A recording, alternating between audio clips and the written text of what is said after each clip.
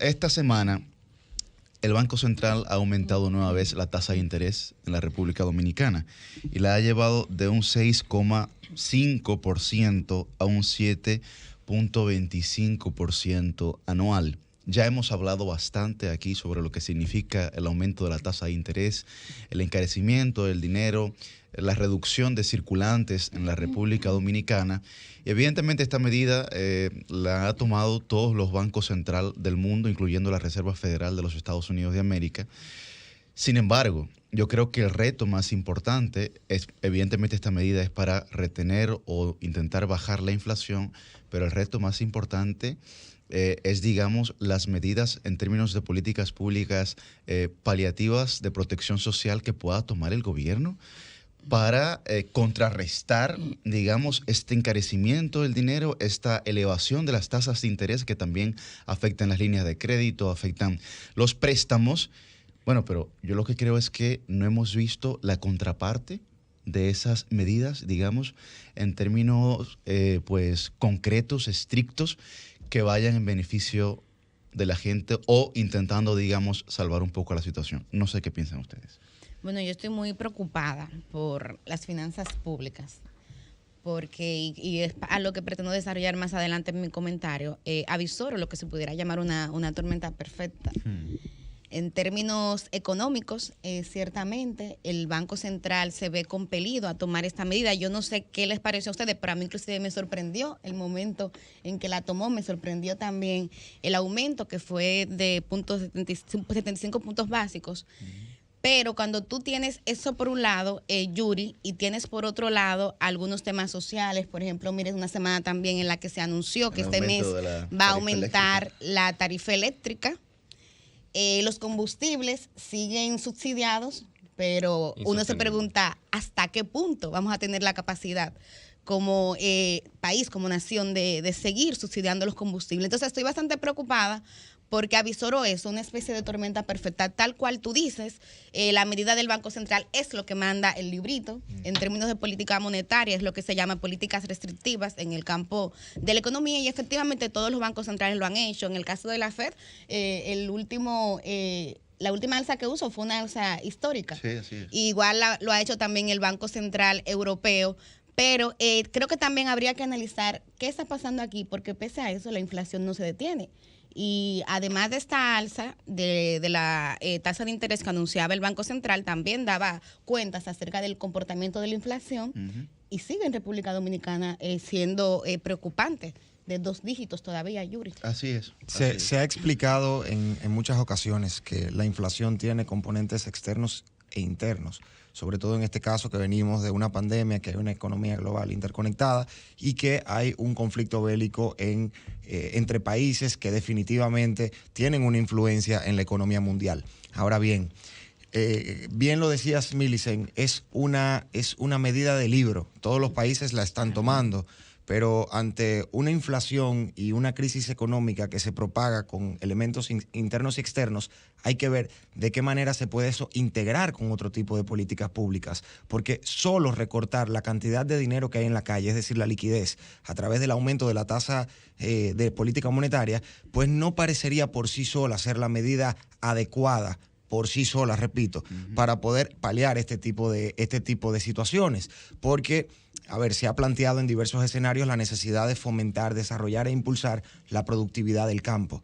Venimos de una pandemia donde muchas empresas cerraron, donde muchas empresas mermaron en sus actividades económicas. Entonces, ¿de qué manera vamos nosotros a ayudar a estos pequeños, medianos y microempresarios que tuvieron que cerrar sus negocios cuando ahora le estamos restringiendo también el acceso al crédito? Es decir, estamos restándole democracia a ese acceso al sistema financiero para poder reimpulsar luego de un cierre de más de un año a muchos negocios que hoy lo necesitan y que son la fuente de producción de riqueza en el país. Entonces, bueno, queremos bajar los precios, queremos bajar la inflación, pero al mismo tiempo estamos subiendo el precio de los servicios básicos, tarifa eléctrica, el petróleo, el gobierno no va a aguantar más con el subsidio. Con el subsidio al petróleo. Y bueno, no solamente con el subsidio, sino con la fijación del precio a unos montos determinados. Entonces, ¿de qué manera nosotros a estas personas que ya de por sí tienen una carga económica adicional, luego de la crisis de la pandemia, vamos a poder facilitarle el acceso a los recursos y a los capitales para que puedan impulsar esos negocios, crear más empleos y aumentar el desarrollo del país desde el punto de vista económico? Pero también la inversión de capital por parte del Ejecutivo también ha sido muy baja. Por debajo de lo planificado. Claro, el último semestre del año pasado aumentó, pero ciertamente ya uno ve una reducción. Y a eso agrégale que hay sectores importantes en el marco de esta crisis, que es el tema de los alimentos, pero el crecimiento del sector agropecuario en el último informe del Banco Central fue muy poco.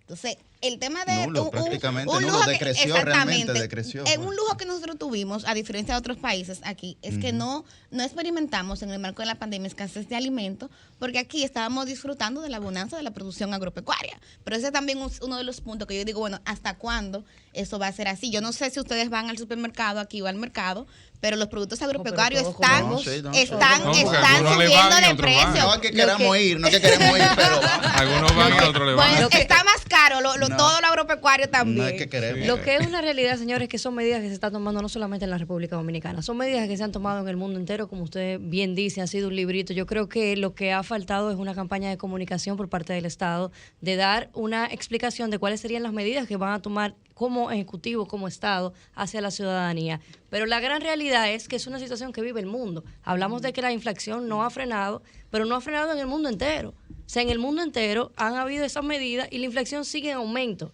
Los invito a que me digan un país en Latinoamérica donde la inflación ha empezado a decrecer. La realidad es que vivimos una realidad nueva, que ha sido una realidad que no conocía el mundo, la cual tenemos que afrontar. Sí, estoy de acuerdo con ustedes de que el Estado debería de dar unas medidas más claras hacia los ciudadanos, de ver cómo se va a contrarrestar esto, pero también tenemos que estar claros de que ese aumento en la electricidad no es una cosa nueva, ya se había informado de que se iban a hacer aumentos de manera esporádicos en el tema de electricidad, y obviamente esto que hace el Banco Central es una medida que venía por lógica, mucho bien tardado en hacerla.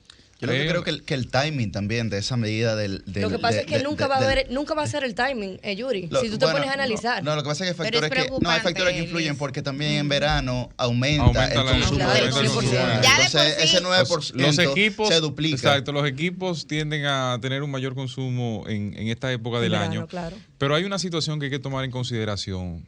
¿De dónde viene la inflación? O sea, ¿cuál es el problema que genera inflación? Bueno, además de los factores que todo el mundo conoce, está exceso de oferta, ¿verdad? Que te coloca más productos en el mercado de lo que necesita y obliga a que en alguna medida se trastorne el mercado económico. Y ahí también el tema de la demanda.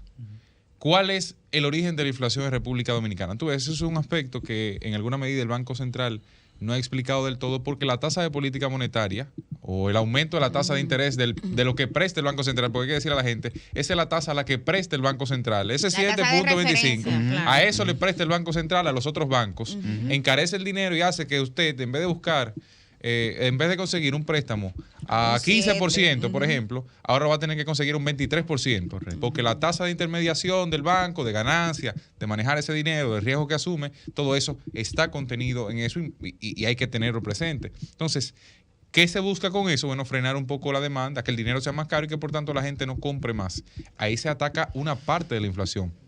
Pero hay otra parte que es inatacable a través de este tipo de políticas. Y eso hay que tenerlo presente. Además, ¿qué pasa dentro de toda esta discusión? Que si es correcto, que si no es correcto. Ahora de lo que se habla, y es algo que hay que tenerlo presente, es que podríamos en cualquier momento iniciar un proceso de recesión fruto del freno, el freno grave a la economía en Estados Unidos, en los principales países de Europa, por esta política que ha sido adoptada. Es decir, que se haya aumentado tanto la tasa que la gente no pueda consumir nada y entonces se quede la economía prácticamente paralizada. Estática. Y ahí entonces se entre en una etapa de estanflación, estancamiento de la economía y la inflación agregada. Ojalá eso no sea lo que llegue a República Dominicana, lo dudo mucho. Esa es la tendencia. En República, o sea, digamos una situación local, pero si ocurre en Estados Unidos, por ejemplo, que hay mucha posibilidad de que eso ocurra, aquí en automático afecta a la economía muy gravemente. Yo quería decir 3 cosas rápidas sobre este tema. Lo primero es que el gobierno, ustedes dicen, y es verdad, se refleja un menor gasto y demás, pero es que estamos destinando 1.700 millones mensuales, semanales. 1.200 millones semanales, 1.900. Se metió en algún momento en 2.000. Es decir, en un año normal, quizás, en años normales, 19, 18, 17, el gobierno tenía que buscar 3.000, 4.000 millones al año. Aquí el actual gobierno tiene que buscar prácticamente 2.000 millones semanales. Eso es una locura. Pero es la única manera que ha encontrado el gobierno para mantener los precios estáticos ahí. ¿Por cuánto tiempo? Me parece insostenible. Lo ha venido diciendo el presidente Abinader, lo ha venido diciendo el mismo ministro de Industria y Comercio, que nadie tiene que explicarle a él el dolor de cabeza que esto implica hasta políticamente. En segundo lugar, la recesión que dice Cristian viene, eso es indudable, sobre todo a partir del año 2023 en Estados Unidos. Y si Estados Unidos entra en recesión, es cuestión de horas a que República Dominicana también, lamentablemente... Porque dura un vuelo de Miami aquí. Sí, un vuelo de Miami aquí, ya estamos entrando en la misma situación. Y lo tercero, creo que así como hay que promover la producción nacional, es importante para mi gusto el tema de la especulación, porque así como hay situaciones globales que inciden a nivel local, pienso que el gobierno tiene que ser muy férreo en la fiscalización y la especulación, porque hay gente que se aprovecha de esta situación y comienza a acaparar para que los precios aumenten aún más. Y eso es muy importante de resarcir, es decir, la fiscalización para evitar la especulación y así realmente tengamos los precios que el mercado de una u otra forma, para bien o para mal, dictamine, pero no más arriba de ello, porque la especulación siempre va a ser un factor negativo. Ahí hay un tema, Vallejos, que también necesita un poco de esclarecimiento. ¿Por qué? El gobierno ha utilizado, bien utilizado, el tema de los fondos para el subsidio de los combustibles. Ahora bien, ¿de dónde sale ese dinero? Porque sin una aprobación o una modificación al presupuesto, ese dinero no puede ser tomado de ninguna otra partida. Y cuando tú le extraes ese dinero a la inversión, que por cierto, el año pasado quedamos por debajo en el porcentaje, en lo presupuestado de inversión. Este año estábamos hace un mes a cerca de la mitad de la ejecución de ese presupuesto. Es decir, que estábamos tomando el dinero que teníamos previsto tomar prestado, pagando intereses sobre ese dinero, para ese dinero tenerlo archivado ahí porque no se había podido ejecutar las obras que se tenía planificado ejecutar. Eso es un tema que en alguna medida es preocupante porque se gasta en nómina normal, que es gasto corriente, se gasta en planteles físicos, se gasta en mantenimiento del Estado, en todo lo que concierne a la política tradicional del Estado, en subsidios sociales, en todo ese elemento, pero el apartado de inversión, que es lo que permite que un país siga desarrollando sin importar la crisis, y que por cierto fue la clave para la crisis de 2008, que se duplicó prácticamente el gasto de inversión y por eso República Dominicana tuvo tantas obras en tan poco tiempo, aunque eso nos sometiera luego a una serie de préstamos y demás que tuvimos que pagar, pero eso motorizó la economía al punto de que bueno, no hubo problema de desempleo ni demás. Pero ¿qué pasa hoy con esto? Bueno, estamos tomando los mismos préstamos, estamos teniendo el mismo presupuesto, pero no estamos construyendo lo que se planifica desde el principio de año con el presupuesto general del Estado, que ha de ser modificado próximamente. Ya estamos casi en la curvita de la Paraguay de la modificación del presupuesto para tener a fin de año ya acoplado todo eso. Sin embargo, ese elemento sumado a cuánto más ha cobrado el Estado por impuestos en combustibles, porque ha aumentado el ingreso al Estado por cobro de combustibles. Recuérdense que estuvo en el presupuesto cerca de los $60, me parece, el barril en la planificación. Y así como el Estado tiene que subsidiar, pero hay una parte de ese subsidio que no sale del bolsillo, sino que es básicamente el dejar de cobrar los impuestos de ad valorem, o sea, una serie de impuestos que llega a casi a 100 pesos por cada galón que la gente utiliza en el caso de la gasolina. Eso también hay que esclarecerlo porque subsidiamos 22.000 millones, sí, pero había 10.000 que tú ya recibiste. Entonces, hay cosas ahí que aclarar para que la gente esté al tanto de qué se está haciendo con cada peso del dinero público. Y es importante, Cristian, retomando la primera parte de tu comentario, retrotraernos al 2021. se prepara el presupuesto, se aprueba el presupuesto complementario ya pasado mitad de año. De hecho, me parece que el año pasado hubo 2 presupuestos complementarios, cosa que no se había visto en República Dominicana. Parece que el tema de la planificación luego de la pandemia fue bastante traumático. Y el año pasado el gobierno a los ayuntamientos, mediante un plan de apoyo a los ayuntamientos, en diciembre, cuando se supone que ya los gobiernos tienen apenas para pagar el doble sueldo y arrastrarse hasta enero para el nuevo presupuesto, estaban dándole a diferentes instituciones para apoyar a los municipios 4.000 millones de pesos a través de la Liga Municipal Dominicana. Y esto incluía Ministerio de Obras Públicas, el INAPA, la CAS, diferentes instituciones y aportes directos a los ayuntamientos. Pero al mismo tiempo se hicieron cuantiosas transferencias de flujos de recursos a los distintos fideicomisos que posee el gobierno. Entonces, cuando uno dice, bueno, está terminando el año, cuando se supone que ya el gobierno tiene que haber ejecutado el mayor porcentaje de las obras y del gasto de inversión y de capital durante el 2021, pues lo que está haciendo es transfiriéndole dinero porque no puede quedarse con ese excedente en el presupuesto del gobierno central. Entonces, uno se da cuenta, analizando estos temas, además del aumento de las reservas del Banco Central, que de alguna parte tiene que salir ese dinero en el medio de una crisis, que evidentemente hubo un problema de gestión con relación a la planificación y ejecución del gasto, y evidentemente eso va enfocado al tema de construcción de infraestructura pública y gasto e inversión de capital.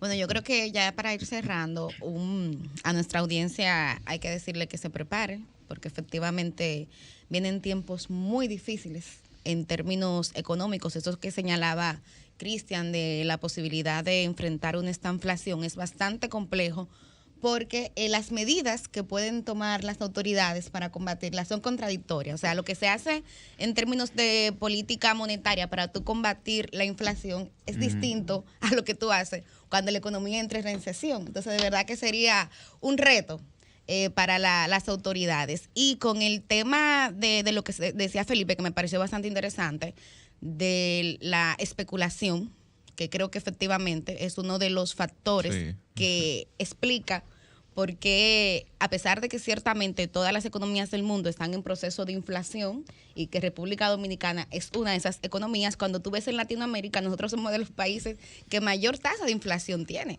Entonces uno se pregunta, ¿pero por qué aquí es tan alta? Bueno, hay economistas que señalan que esa falta de regulación en los mercados contribuye a eso. Capitalismo puro y duro. Así mismo, esa falta de regulación de los mercados, esa falta de control, pues también es un elemento que contribuye a eso. Nada, hay que ser austeros. Ahorre aún en la crisis, ¿eh? Exactamente. Consumir de manera inteligente. Sí, es que da. Consumir de manera inteligente. A mí no me está dando, yo no sé ustedes. No se puede sino ser austero ahora mismo. Somos austeros por obligación. Claro, austeros reforzados. Y rogar que algo que se mencionó también esta semana de un posible aumento salarial, pues se haga. Eso es peligroso, porque eso puede generar el efecto totalmente adverso. Así es. Pero es complicado. En este momento, o sea, en tiempos de gran inflación, lo natural es controlar la inflación primero, que por eso no entendí si, bueno, viene de un pacto eléctrico y demás, pero el gobierno quizás pudo haber, como el Estado rector, ¿verdad? Y como la principal firma en cualquier asunto vinculado al pacto eléctrico, decir, miren, yo prefiero aplazar estos 3 meses, aunque nos cueste un poquito en términos económicos, porque el efecto bola de nieve que genera eso en la economía es totalmente contradictorio a los pasos que se pueden dar hoy. No por un tema ni siquiera político, es fundamentalmente económico. O sea, los 100 pesos que te cobraba la salonera, ahora te va a cobrar 150.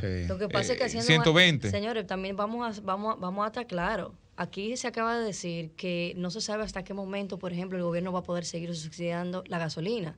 Y si entramos también en esa bola de nieve de también frenar eso ahí, darle unos meses más por un tema tanto político, porque hay que hablarlo. Aquí el riesgo político que se está tomando. No, pero lo político yo creo que es secundario cuando está la población en juego. Al mismo tiempo, por la situación en el tiempo en el que estamos, de aguantar los 2 o 3 meses, estamos haciendo la misma bola de nieve que está pasando con la gasolina. Entonces ahí hay que hacer también un marco de comparación y de balance.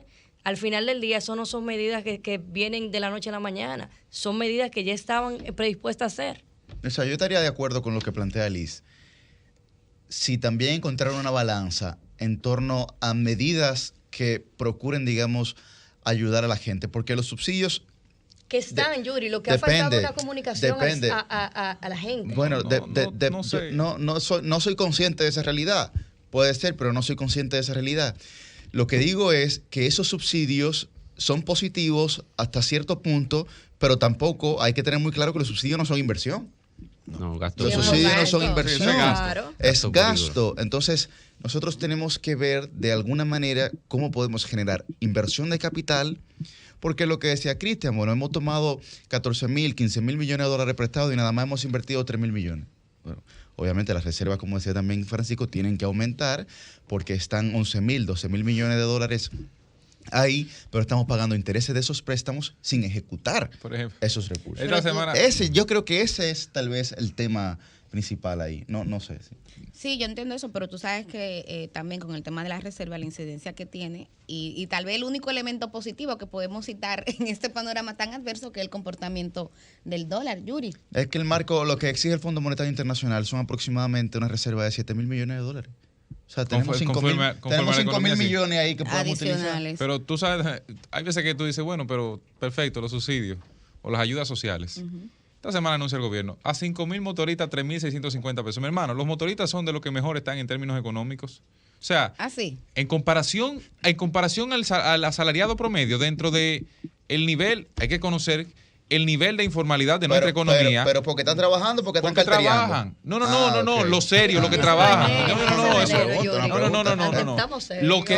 Lo que trabajan, lo que están en una parada de sol a sol y que salen a llevar al muchachito al Eso colegio sí, y eso que sí. salen a llevar a la señora que va a trabajar a la entrada de donde coge la guagua. Esos se echan mensualmente 30, 35, hasta 45 mil pesos. Normal. Pero ¿en qué tiempo? Un salario de Ahora, lujo, No, sal- pero mensual. Mensual. Ahora mensual, sí, claro, sí, mensual. mensual. Claro, mensual, evidentemente, no diario. Claro. Comparado con los Entonces, clientes. cuando- Claro, exacto. aquí el 80% Cuando gana tú menos vas de 25 en mil. el sector privado y o sea, dentro de los mejores trabajos del sector privado, en su nivel más bajo, claro. O sea, me refiero, por ejemplo, al cajero de un banco. Gana como... Gana 23 mil pesos, Claro, hay que 25 mil decir que el pesos. que el Y fue a la universidad. El motorista factura eso, pero el motorista no está en la seguridad Ese- social. Claro. No Ese tiene es el mismo seguro ejemplo que una médico. salonera, Entonces, Claro. eso también Pero- tiene que pero ver como entonces- parte del paquete Pero entonces salarial. ahí es que voy. ¿Amerita esa persona de un subsidio en esa forma? Porque tú me dices, bueno, yo lo voy a incluir en Senasa, eso es otra cosa. Ahora tú me dices, yo le voy a dar 2.650 pesos O lo voy a para que formalizar. coma y Eso sería lo ideal, 2.000 pesos, formalizar. exacto. Si tú me lo formalizas, si tú me le permites inclusión en algún proyecto de desarrollo que vaya a un instituto técnico, yo digo, bueno, Centro vale la Tecnológico pena. Comunitario. Pero siendo honesto, ahí como que no lo entiendo. Siendo honesto. Bueno, Me parece que Felipe dio en el clavo con la palabra de la formalización.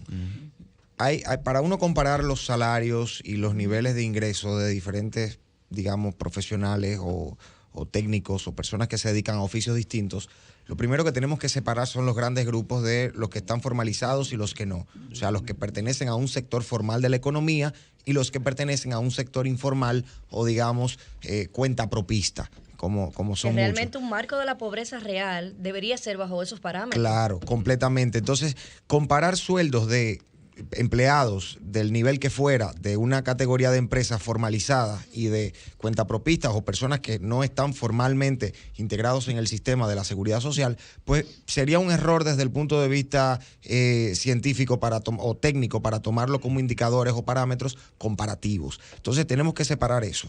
Yo creo que el Estado debe apostar a la formalización, aún o sobre todo con aquellos trabajadores que no van a cotizar, en el sentido de que no van a pagar impuestos porque están dentro del renglón de los empleados que están exonerados por el nivel de ingresos que tienen. Pero el Estado debe tener un registro de todos estos cuentapropistas, empleados, profesionales, técnicos, para poder medir el nivel de ingresos real de las diferentes clases socioeconómicas que hay en la República Dominicana y aplicar las políticas correctas. Por eso, ahora cuando se habla de este plan, el Motoben, uno se cuestiona si realmente lo importante es dar un subsidio económico y que se queden como están, o si lo importante aquí sería poder acercar a todos estos beneficiarios de este programa, que serían los motoconchistas principalmente, y ver desde el punto de vista de su familia qué necesitan, desde el punto de vista del régimen legal en el que están laborando, qué se puede hacer para integrarlos al sistema, para educarlos en su propia labor, señores. Para nadie es una sorpresa que los motociclistas en República Dominicana tienen un comportamiento frente a la conducción de su vehículo que es bastante temerario y que muchas veces... Selvático, dilo como es. Claro, y que muchas veces revela el nivel de educación que tenemos en la República Dominicana por el tipo de comportamiento que tienen en la conducción de esos vehículos. Bueno, el Estado puede utilizar este tipo de políticas públicas, como lo es el programa Motoven, para acercar a estos motociclistas, educarlos, enseñarlos, incluso fiscalizarlos, ver si están al día con todos sus papeles, con su seguro, si andan con su casco, qué necesitan sus hijos, cómo pueden integrar a sus hijos en otros programas adyacentes que tiene quizás Supérate o Prosoli o los demás programas que tiene el gobierno. Pues yo creo que deberíamos apuntar a eso, deberíamos tener una visión más integral de los programas sociales que implementa el gobierno y tendente a la formalización, sobre todo por un tema de análisis y medición de la situación real de cada dominicano. Bueno, yo creo que hay grandes retos y tenemos que comenzar a enfrentarlos y a planificarnos, porque el éxito se planifica. Si no nos planificamos, por lo menos tomando en cuenta las tendencias que se nutren de realidades, estaremos frente a un panorama bastante complejo.